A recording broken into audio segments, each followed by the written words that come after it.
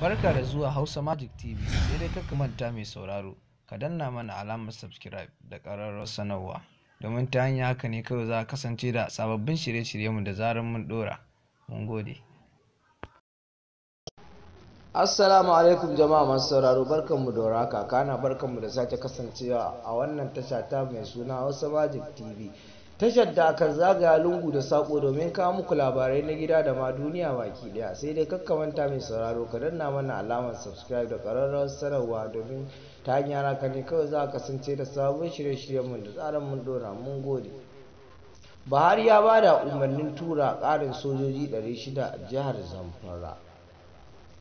Shugaban Najeriya Muhammadu Buhari ya ba da umarnin girki ƙarin sojoji 600 a jihar Zamfara domin shawo kan matsalolin tsaro da suka addabi jihar, da suka hada da hare-haren 'yan bindiga da masu garkuwa da mutane.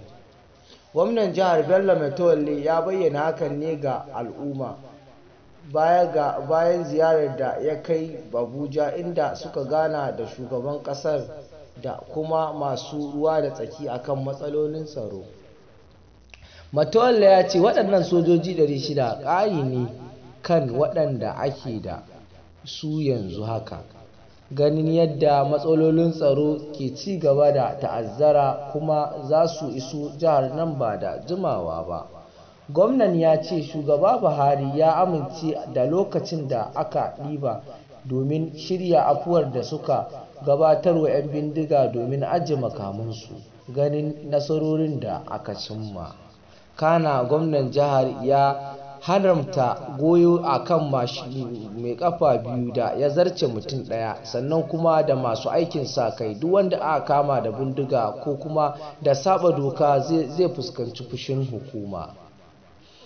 Kar ka manta mai sauraro, ka danna mana alamar subscribe da ƙararrawar sanarwa, domin ta hanyar haka ne kawai za a kasance da sabbin shirye-shiryenmu da tsarin mun dora. Sannan kar ka manta ka kasance da Hausa Magic TV domin kawo muku labarai na gaskiya. Mun gode.